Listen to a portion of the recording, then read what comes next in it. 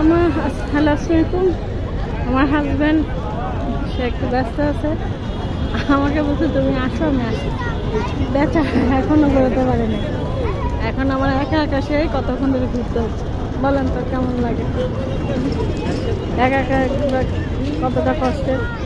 আসলে প্রত্যেকটা জিনিসে আল্লাহ পালন করে দিচ্ছেন। আমার বাচ্চা কাচ্চা নাই, এখন আমি বুঝি কেমন লাগে। তো ভাগ্য গুণে এরকম একটা ভালো জন্মাইতেছি। আমার বাচ্চা কাচ্চা ভালো না দিলেও সে আমার হাতটা ছেড়ে কখনো যায়নি, হাতটা ধরে রাখছে। কতক্ষণ এই বাচ্চা কাচ্চা পরের বাচ্চা দেখে নিজের কষ্টটা একটু দূর করি।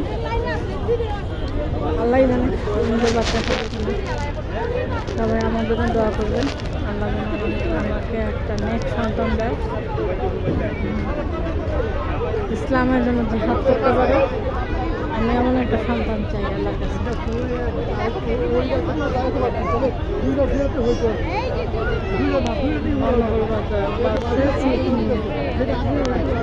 আর বাচ্চা কাছে আগে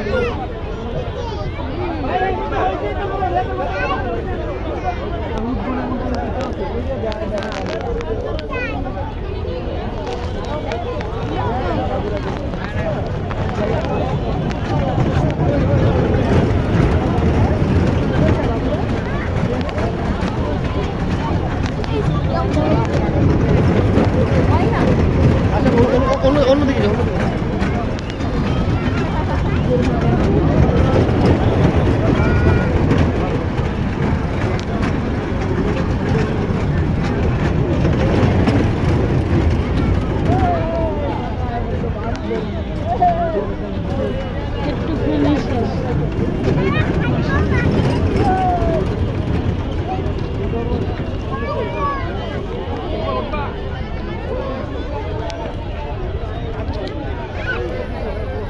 বাবা মাতার সন্তান।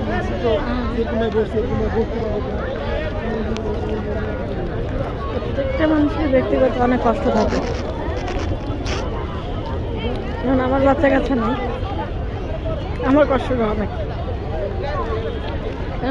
তারপর আমি আল্লাহর কাছে শুকর করি আমি সুস্থ আছি, বেঁচে আছি। বড় নির্ভরশীল আমি আল্লাহর উপর নির্ভরশীল ছাড়া আর কারোর উপর নির্ভরশীল না। আল্লাহ আমাকে অর্থনৈতিকভাবে স্বাবলম্বী করছে।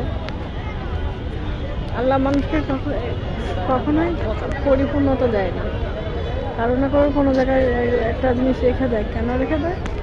সেটা হচ্ছিল যে তাহলে আমরা আল্লাহকে ডাকতে ভুলে যাবো।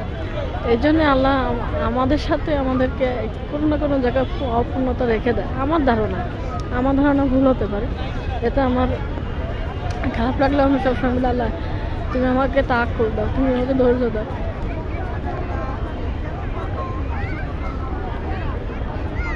নিশ্চয়ই আল্লাহ সব কিছু বলে।